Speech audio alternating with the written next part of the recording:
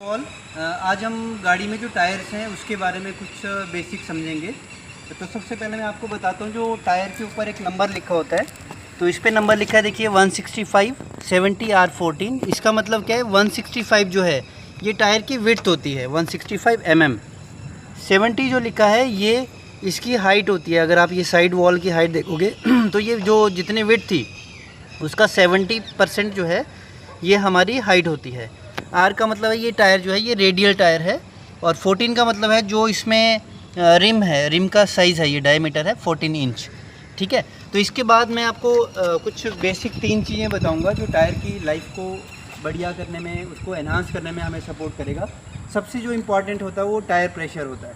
तो tyre pressure के लिए आप देखिए, जो आपका राइट साइड का डोर होता है नॉर्मली, वहाँ पे हर कंपनी में यहाँ पे कोई स्टिकर लगा होता है। तो यहाँ पे देखिए फ्रंट के लिए 36 और रियर के लिए 33 PSI ये प्रेशर लिखा हुआ है।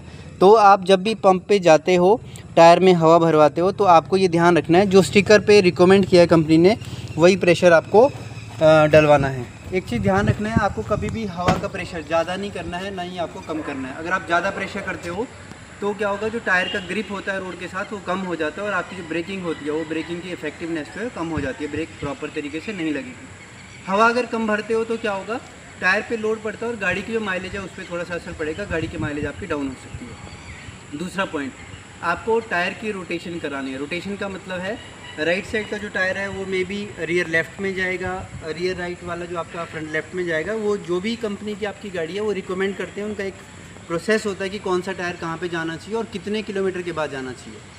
तीसरा है व्हील अलाइनमेंट। तो आपको व्हील अलाइनमेंट करानी है। व्हील अलाइनमेंट से क्या होगा, गाड़ी के जो टायर्स होते हैं वो हमेशा स्ट्रेट चलते हैं, जिससे आपका गाड़ी का टायर वियर जो है वो नॉर्मल रहता है, एक्सेस टायर वियर नहीं होता। तो आपको 3 चीज़ें ध्यान देनी है। फर्स्ट वन, टायर के अंदर जो प्रेशर है वो एज़ पर कंपनी रिकमेंडेशन होना चाहिए।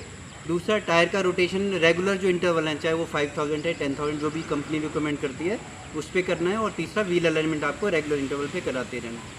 ये तीनों चीज़ें अगर आप करते हो तो आपकी टायर की जो लाइफ है वो एनहांस होती है, और पूरा लॉन्ग लाइफ तक टायर चलेंगे और आप बढ़िया परफॉर्म करके देंगे। Thank you.